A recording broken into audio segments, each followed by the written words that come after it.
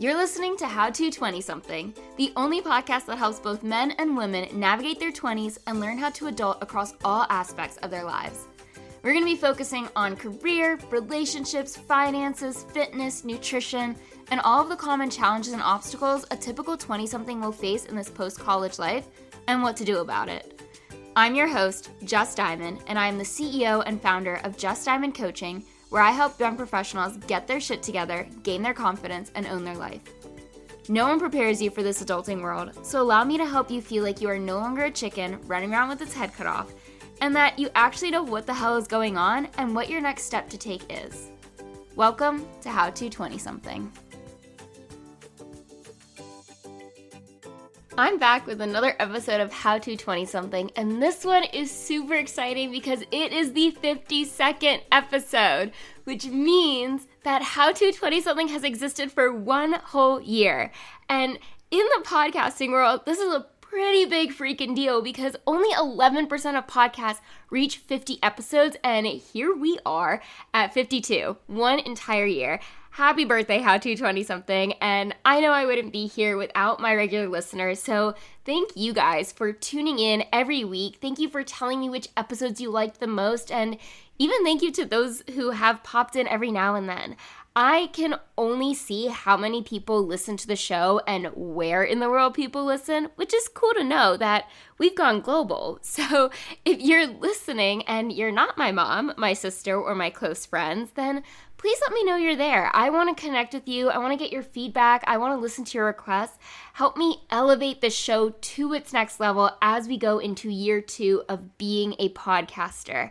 And because we are celebrating 1 year of being on this platform, I thought I would share my personal life-altering moments and lessons that have shaped me into the coach that I am today and help qualify me to be the resource for any young adult out there.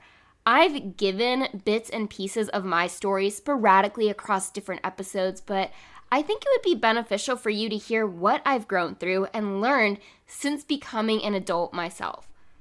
I'll be diving into my different life categories of health and nutrition, career, relationships, moving out on my own, being a newborn adult during the worst time possible, and the lessons I've learned along the way. Part of the reason why I want to share my story with all of you is because I always get asked why I became a coach and how I got here and how I have this wisdom and knowledge and experience, and I think there is great reassurance in knowing that you're not alone with what you're experiencing and that I didn't get to where I am today without my own struggles and downfalls. Now, I'm not perfect. I don't claim to be perfect, nor do I claim to have all the answers, but I also know that if you don't know my story and you just see Happy Just skipping around town, because yes, I enjoy skipping as it makes me feel happy, then you'll be quick to judge me or honestly, even worse, feel insecure around me because you don't see the whole picture of who I am and what I've been through. I became a coach because I was once a deeply struggling 22, 23-year-old, and I thought I was the only one experiencing these thoughts and struggles, and that something was wrong with me. And it wasn't until I got myself out of my major struggles did I realize that we're all struggling in our own ways. So I became the resource I once needed and at times still need, so you don't have to figure it out on your own. So here we are. Who am I? I am Just Diamond. I was born and raised in Fort Lauderdale, Florida. No, I'm just kidding. I'm not going to give you my whole backstory, but let's start with one of the first defining moments in my life, or I guess in my adult life. And that was when I was 20 and misdiagnosed with PCOS, polycystic ovarian syndrome.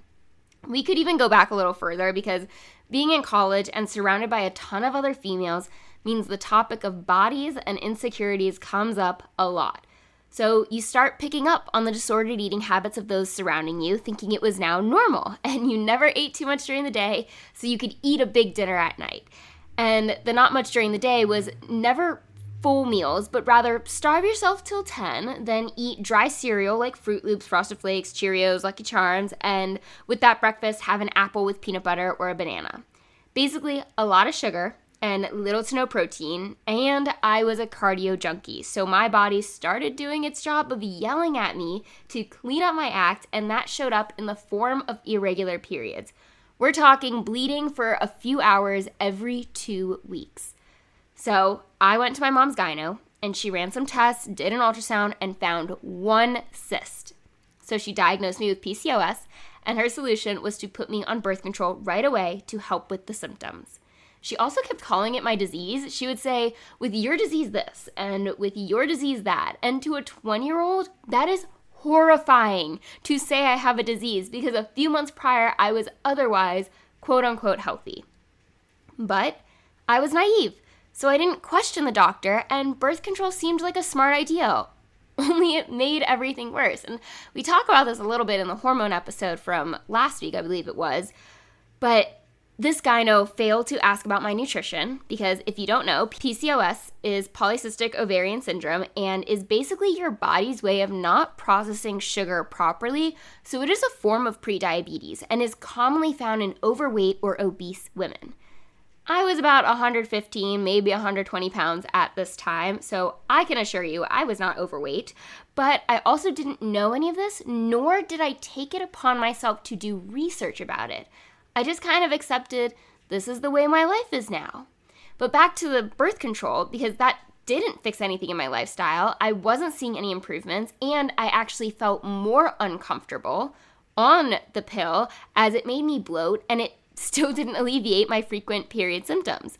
My mom then sent me to her nutrition coach to clean up what I was eating since I was home that summer, and I guess maybe my mom could see that I wasn't making good choices with my food. I didn't really know how to eat. I would go hours with not eating and then eat like a whole bag of popcorn and an apple and think I was good and healthy and then eat a normal dinner later on. Like I said, disordered habits.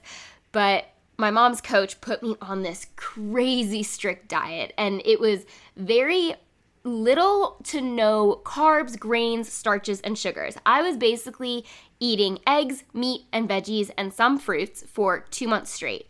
Then after the 2 months, I was allowed one cheat day, and let me tell you, I would go ham on that cheat day. I would wake up at 7 a.m. on a Saturday, which for a college student is crazy early, and eat an entire family-sized bag of kettle corn.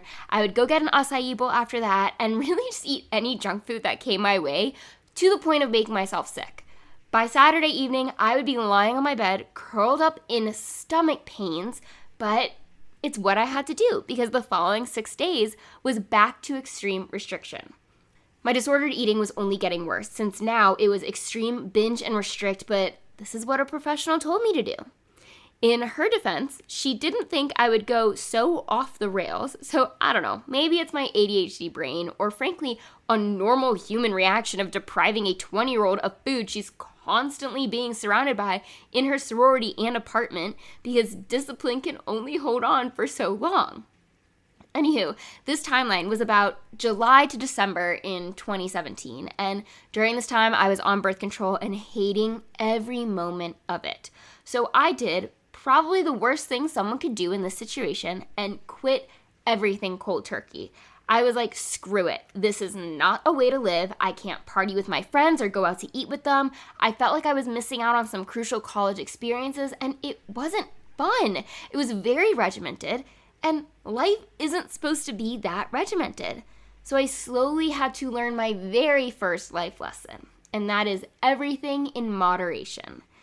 During this time, I became so inflamed because of all the extremes my body was put through. I initially lost a few pounds with this diet and then gained it all back plus more. I didn't look good. I was super self-conscious of my body. I was getting a lot of stomach aches since I destroyed my gut microbiome, and overall did not feel good about myself both internally and externally. I could no longer eat pastries or junk foods without getting a stomach ache, and was slowly learning what actually made me feel good. And I kept some habits that I developed from the extreme diet and ditched some others, but regardless, my body was not responding well. That next summer, I went abroad, which is probably one of the best things I could have done because the food in Europe is so much better. And when I returned home, I got right to the gym with the goal to learn how to lift weights and get stronger and tighter since I still had some extra fluff on me. Only this brought me right back to the disordered eating of 1,200 calories a day, and if I went over, I thought I was going to get fat again.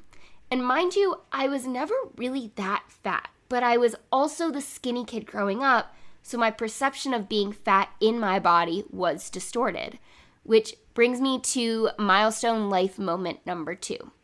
Breaking 4 bones in my ankle. Because I was depriving myself of basic nutrients that my body needed, my bones became frail, and one wrong move on an indoor soccer field in the wrong shoes caused 4 bones at the base of my ankle to just peace out. The treatment plan? 6 weeks in a non-weight-bearing cast and 6 weeks in a walking boot, followed by a ton of physical therapy. This physical therapist saved me because he taught me how to properly strength train my lower body and do so consistently. He taught me how to squat, deadlift, and lunge, and had me on a 5x5 routine, so 5 sets of 5 reps. I got those newbie gains and I was loving it. It also mainly forced me to go into the scary part of my college's gym, and that was the weightlifting section, which at my school, the big weights, the scary part, were all the way in the back. So you had to walk past the cardio equipment, past the basketball courts, past the offices, past the locker rooms, turn the corner, and finally you have reached the weight section. And since I was doing that 5 sets of 5 reps of each exercise, I was living at the squat rack and resting a lot in between sets. So I would use that time to look around and see what other people were doing. Then I would go try something out at the smaller gym that contained mostly freshmen, because by this point I was in my senior spring. Anyways, because I was lifting, I had to fuel myself better, and not to mention that my appetite grew due to the additional muscle on my body. But it still didn't click in my head yet that being afraid of food is more harmful to you than eating too much of the right foods. I had a lot of work to do with unlearning my previous relationship with food, and that took years, so stay with me. But because I was now weightlifting much more frequently, my curiosity around personal training entered the chat, and I thought about becoming certified after graduation since I didn't have a job lined up yet, which we'll get into later. My boyfriend at the time told me it's pointless to waste your money on this type of certification, and it takes a long time to complete. For reference, he was an athlete and knew he wanted to go into physical therapy school and had taken some classes that resembled a certification, or so he says. So I listened to his input because I trusted him and didn't become a personal trainer. Yet, which brings me to life lesson number 2. If you want something, it's on you to go get it. Don't listen to the background noise as it's merely a distraction. Instead, I carried on with overtraining and undereating, but not undereating enough to break my bones, plus the weightlifting was strengthening my bones at the same time. By this point, it's the summer after graduation, and a lot of my friends plus my boyfriend were all staying in Gainesville, and because I had no job and nowhere to go, and a lease that wasn't up until the end of July, I stayed too. I would wake up and walk 2.5 miles to the gym, do a 90-minute workout, and walk 2.5 miles home, and the whole ordeal would take about 5 hours. I believe I mentioned this in the overtraining episode, but I had nothing else to do, so I figured why not? I didn't know that I was overtraining or that this lifestyle was actually toxic. I was just filling my time. I would tell myself that once I got a job and got into a good routine, I would have better habits around movement and also wouldn't feel so inclined to snack throughout the whole day. But for now, like I said, I had the time to kill. I spent that entire summer repeating that same routine, getting ghosted by places I interviewed for, and really just started not enjoying my relationship anymore. My boyfriend was amazing at first. I guess that's why it's called the honeymoon phase, but I was a school year ahead of him, and we didn't know where I was going to end up with my career, so he started to pull away. Only I didn't know he was strategically doing so at the time. I just thought he was becoming shitty, and as a result, I was getting ready to leave him. Except it was my first relationship, and I know relationships require work and communication, so I kept saying, okay, one more week, because again, at this time in my life, I was so unsure and insecure about my career situation that I didn't want to lose someone that was part of my support system. Even though he really wasn't all that supportive of what I was going through and how upset, stressed, and depressed I felt because I had no job lined up. And for me, going home was not an option. Yes, my mom said I could come back and live at home, but her and I butted heads hard during this time of my life, so we kind of both knew that would not end well for either of us. And right before, like we're talking the night before, my week-long family trip to Alaska at the beginning of July, he broke up with me. For one, I returned his 6-month anniversary present and was also like, damn, I was going to wait until after my trip to leave him, but he beat me to it. Now I have no boyfriend, no job, and nowhere to live as the end of my lease was encroaching. Panic was setting in, and finally I got the call that I was being offered a job, and it was at the most unideal company I could have ever imagined for myself, but it was a job. I was an interior design major who specifically didn't want to go into retail design, and this job was in a satellite office 30 minutes outside of Orlando where there was only one other employee who was 65 years old and part-time, and the line of work was retail, restaurant, and gas station design. I remember in the interview they asked me what retail store I liked the most and why, and my answer was Nike. So if that gives you any idea as to, one, where my focus was, which was in the fitness world, and two, my knowledge of the retail industry, then I don't know what will. But I guess they were desperate to hire someone to maintain connections with Disney, and I was desperate for a job, thinking I just needed my foot in the door, then I could go anywhere I wanted. Bringing me to the third lesson I learned the hard way, because isn't that how we learn all lessons? But anyways, this lesson was you absolutely need to do an internship in the field you think you're interested in. I couldn't land a job after graduation because every firm didn't like that I had no actual in-office experience. My school's program had you do an internship the summer before senior year, or you could choose to go abroad and that would count as your internship. And that was the only time you could go abroad with them. I wanted to travel and experience that part of college, so I chose to go abroad. And our professors assured us and reassured us that those of us who went abroad, they would help us land jobs afterwards.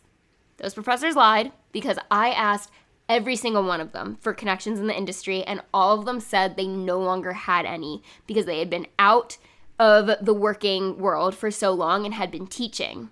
So the 5 of us who chose Europe over an internship struggled to find work after graduation, and everyone else got hired on by their internship. If I could go back and do that part differently, then I would choose to go abroad through my minor, which was business administration, and not through my major. But I also know that if my life didn't unfold in this way, then I wouldn't be where I am today. But an internship would have also given me a glimpse into the work I was pursuing, and soon realized that it's primarily a desk job, which is what I was trying to avoid when I picked that major. Anyways, I took this job and was hopeful. I chose to live in downtown Orlando and commute 30 miles each way on I-4 every single day so I could at least have fun and friends on the weekends. I moved to a new city where I didn't really know anyone and found 2 random strangers to live with in an apartment. I had my sister's best friend about 25 minutes away and 2 girls who I knew from school but just wasn't close enough with to reach out. And the very first week of living on my own in my big girl apartment, my apartment flooded. And it was a milestone moment because it was Jess's first adulting mental breakdown. And this is where it was a good thing that no one else was in the office with me because I got a call from my roommate that water is pouring down from the floor above us. And I was crying. It was fun times. But back to the work I was doing. By the end of that first week, maybe the end of the second week, since the end of the first week was chaotic with the flood, I had the thought of, this is it? This is the next 40 years of my life? There's no way. This is boring, and this is not at all what I thought it was going to be. But I didn't know what else to do, and everyone in my family and all of my friends accepted this way of life. They all picked a career and stayed. So I thought, maybe this is just what you do. Maybe if I don't absolutely hate my job, I'll at least make friends and try to recreate the community I had in college. And those first few months in Orlando were fine. I made 2 friends by going to a meetup group called Young Professionals of Orlando. And I also went back to Gainesville almost every weekend for game days because I still had some friends there and my ex, which we were still in contact since the relationship didn't really end on bad terms. And, he was my first love. Those things are hard to let go. Anyways, I'm content with my life, I'm not really stressed, I'm in a good routine, and by the end of 2019, my ex and I were back together trying out long distance. After that holiday excitement died down, I got hit with the January blues because I suddenly realized I absolutely hated where I worked. There wasn't enough work for me, so I was bored out of my mind, and the commute was god-awful, so it was time for me to go searching for a new job, even though I was only about 4 or 5 months into this position, which is fine. It's okay to give something a try and leave when it doesn't work out, but I was scared, or I guess not scared as much as I felt bad for leaving them since I was the only one manning this office, little 22-year-old me, bringing me to life lesson number 3. There is never going to be a right time. At the end of the day, the company you work for does not care about you.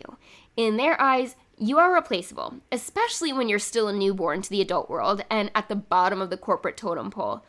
So I began going to interviews in February, and there were 2 places I was looking into working at, but we had multiple rounds of interviews to go through.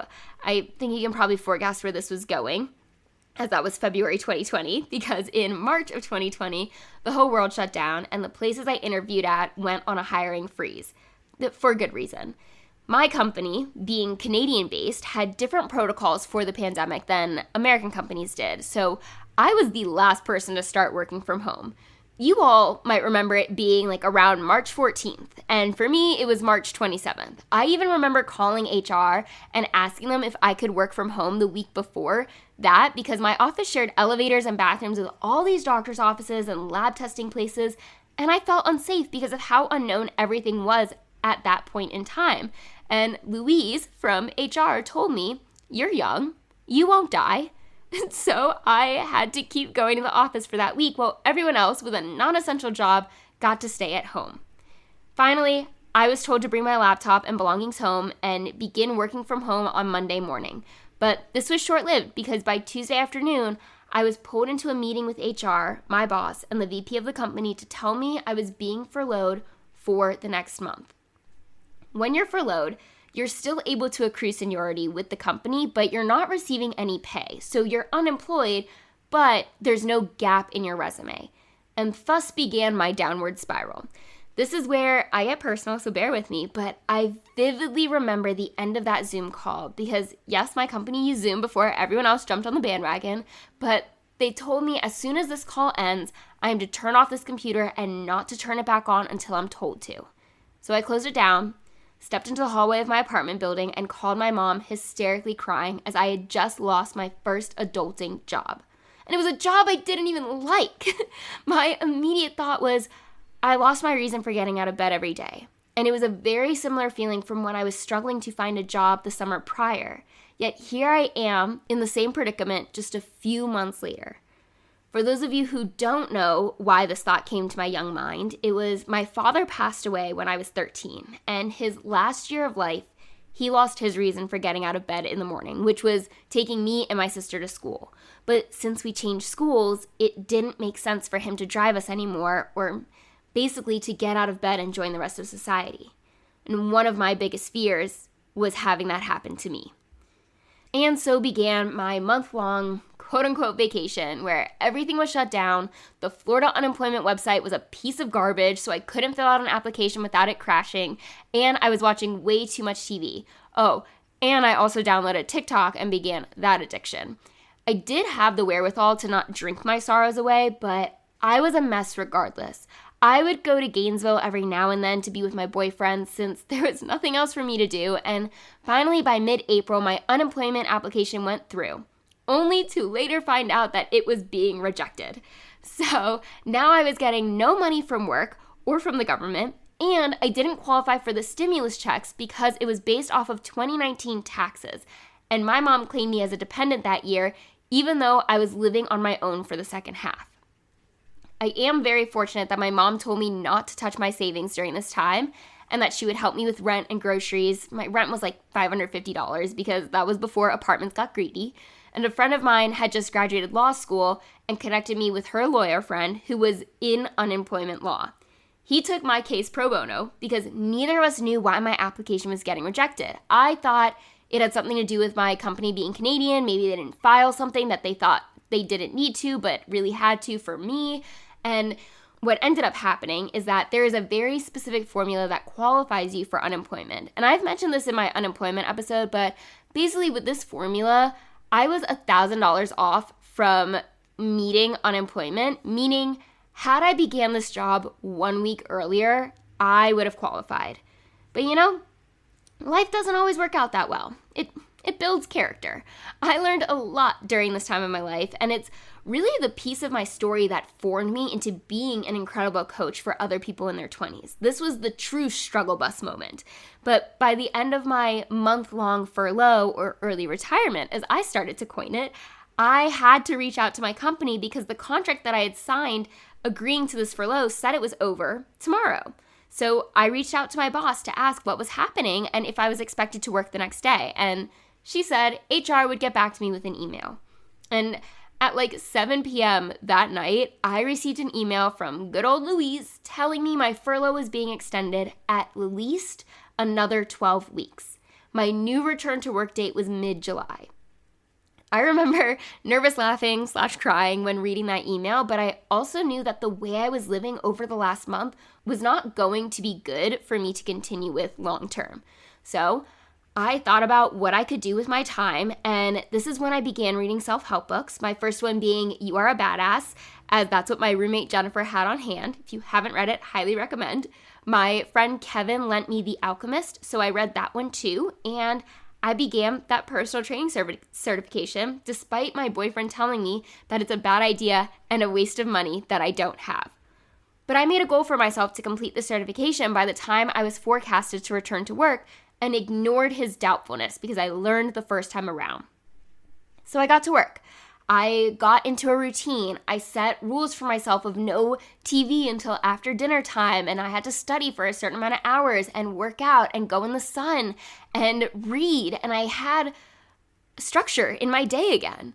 And right after I started my certification, my lovely Facebook algorithm fed me a trainer's wanted ad for an outdoor fitness boot camp. You know how things work out in very specific ways? Well, in January of that year, so 4 or 5 months prior, I wanted to go meet some more people and saw a free fitness bootcamp class pop up, and I went to it. The ad I was staring at was for that exact same company. And I inquired and said I just started my certification, and they got back to me and had me start training with them to be a trainer. By July of 2020, I still heard nothing from my job, and my boyfriend went from a 2-hour drive away to a 7-hour drive away as he moved back home, but I successfully completed my personal training certification and was finally receiving unemployment assistance. Things were starting to turn around for me, and in August, I was told that one of the trainers, since this bootcamp was franchise operated, was stepping down and I could take over his location. This was the best news I had received in months, and I was ready to go all into being a trainer. I loved it. I loved the feeling of how good people felt at the end of my workouts and how much they loved the workouts I was writing for them. And I called my mom to tell her this news and how excited I was and ready to take on this franchise, to which she responded something along the lines of, "Why don't you go try to find a real job again?"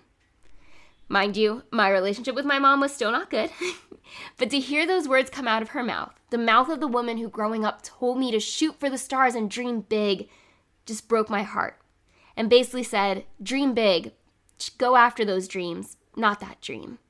But because she was paying my rent for the last almost 6 months now, I listened to her and found a new job at a residential architecture firm and told the outdoor boot camp that I would love to continue subbing in classes, but I was unable to take on my own location.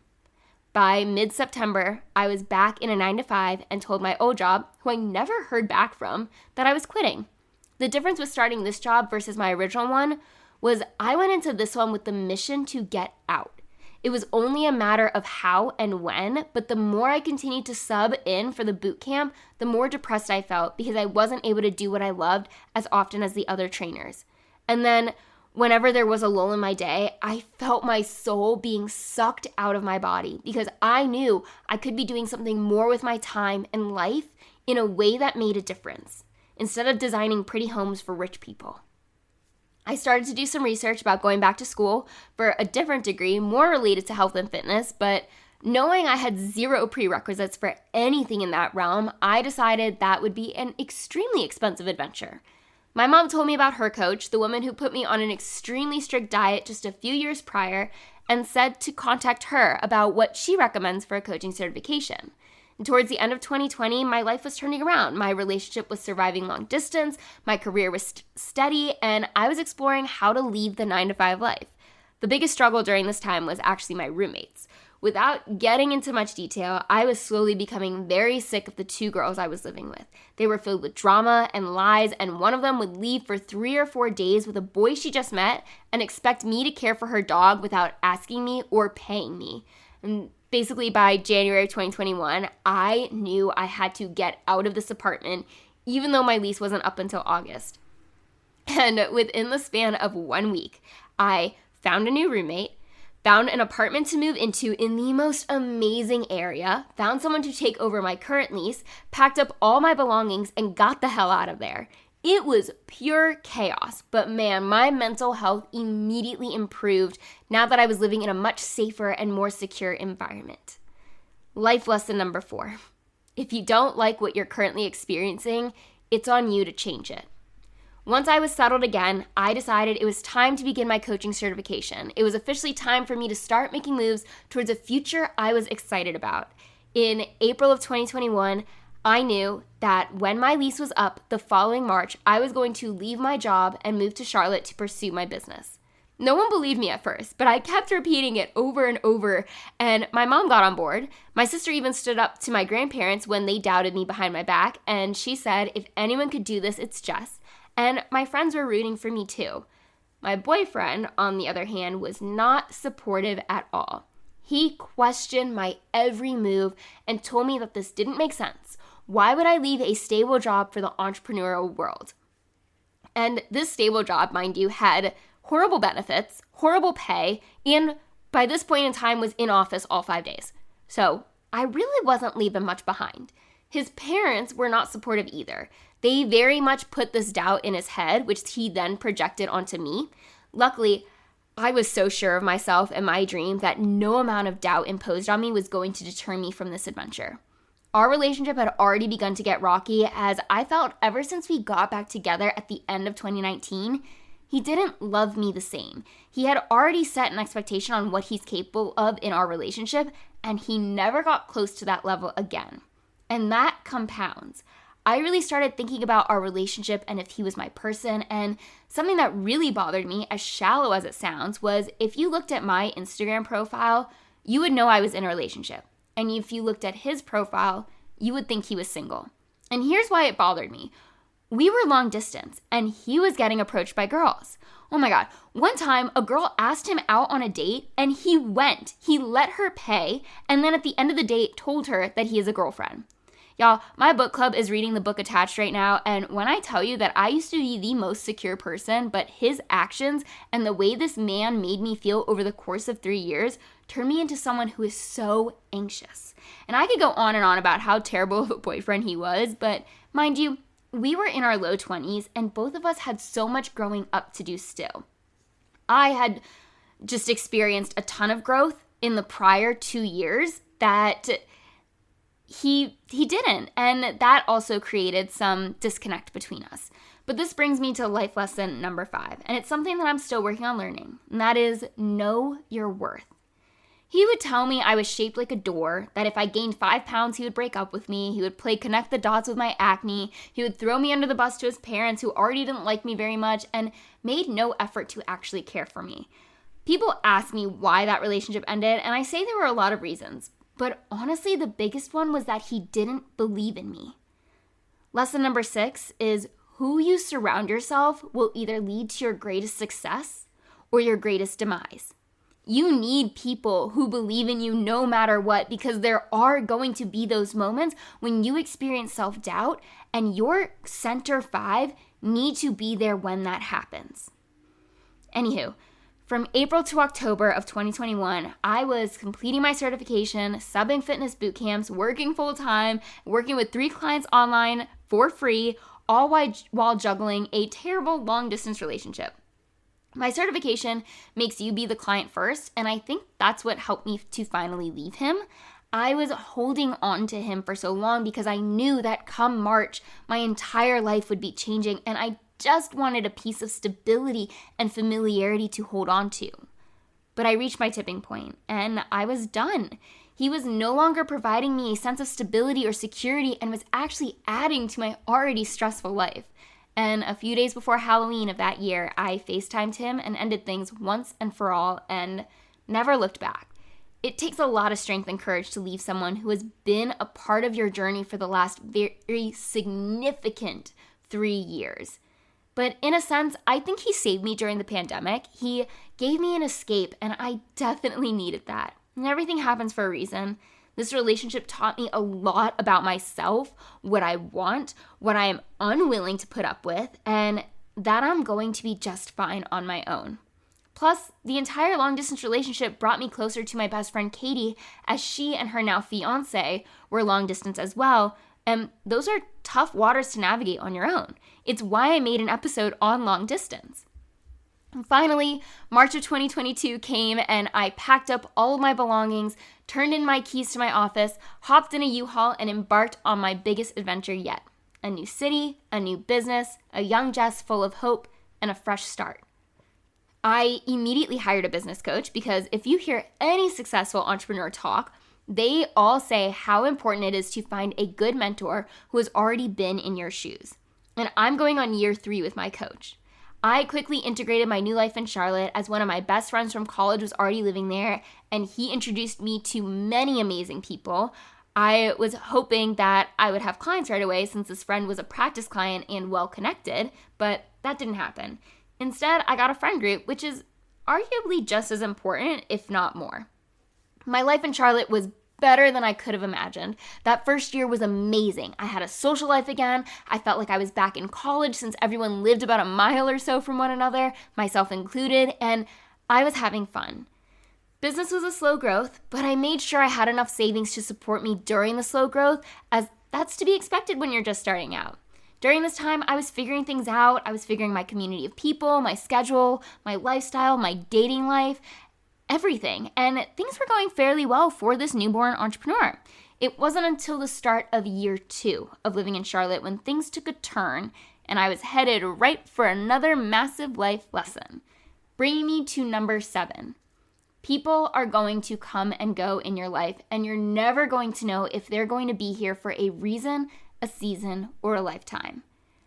I made a whole episode on this topic, but my best friend of 8 years, the person behind the main reason as to why I moved to Charlotte, completely abandoned me.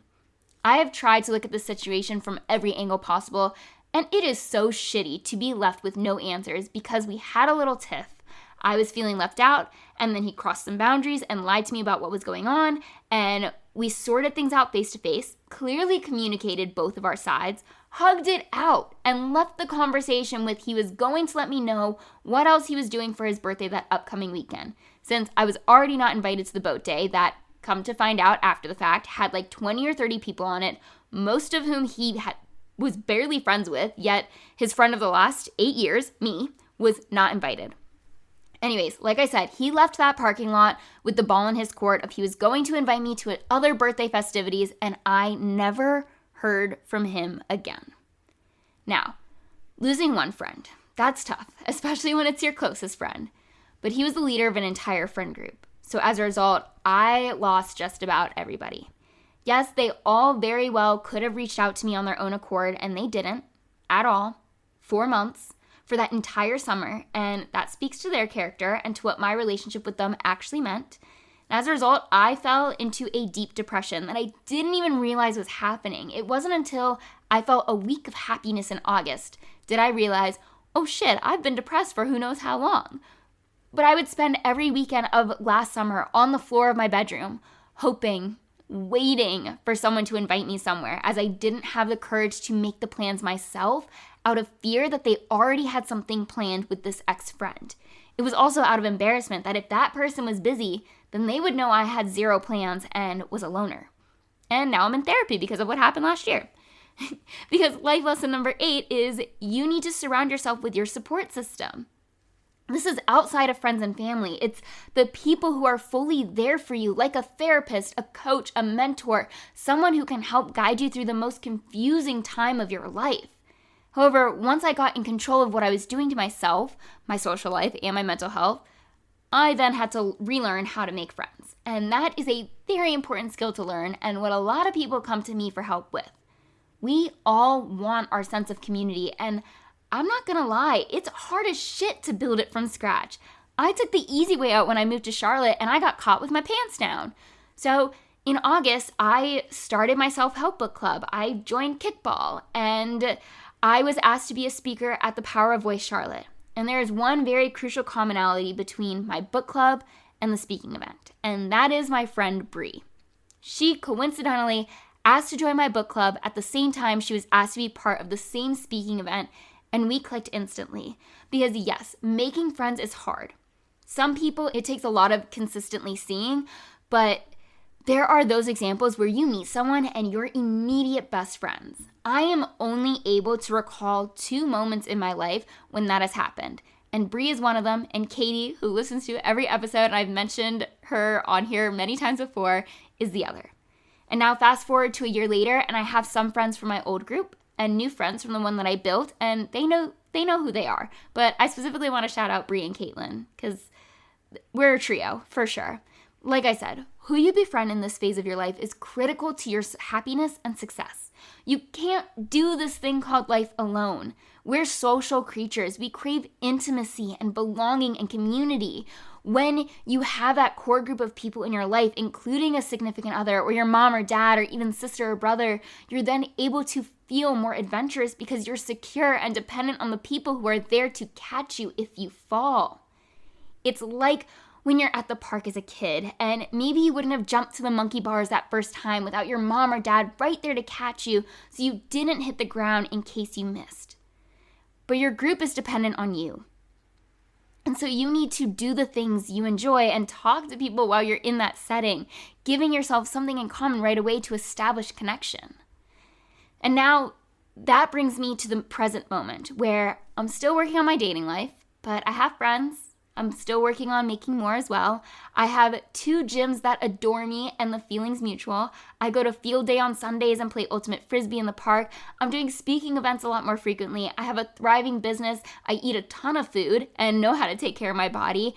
And I am the person, the coach, the friend that I am today because of all of my different experiences that happen back to back to back. I wouldn't wish these experiences on anyone, especially in the time frame that I endured them, but it overqualified me to help you with whatever it is you're going through. And to know that I'm still a work in progress. I've just already paved a pretty solid path for my 20-somethings to follow in regards to their health, their friends, their dating life, their boundaries, their career, and their desire to want them to make the most out of their life.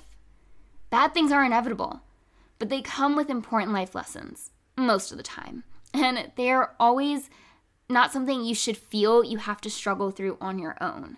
Speaking from personal experience, white-knuckling life without a support system is going to keep you stuck in your current situation for far longer than you need to be had you sought out the resources to help you through it. And I am that resource. It's why I have this podcast. It's why I show up every day in my life and in my business because I was a struggling 20-something-year-old and I found the hacks behind life and I want to help you do the same within the context of your life. But that's my story. That is who I am based on the last 4 years of my life, very crucial 4 years that molded me into who I am, the experience and wisdom that I have today. We'll say 7 years because the first thing I brought up was when I was 20, but I would say from the moment I graduated college to right now, so much happened. But if any part of my story resonated with you, if you are a 20-something listening who is going through a hardship or who wants more from their life than what they're currently experiencing, then I invite you to hop on a call with me and we can talk about what's coming up for you and if I'm the coach to help you, but I kind of believe I am. Not kind of, I do believe I am the coach to help you. Otherwise, this concludes another episode of How to 20-something, officially marking this as 1 year of this community.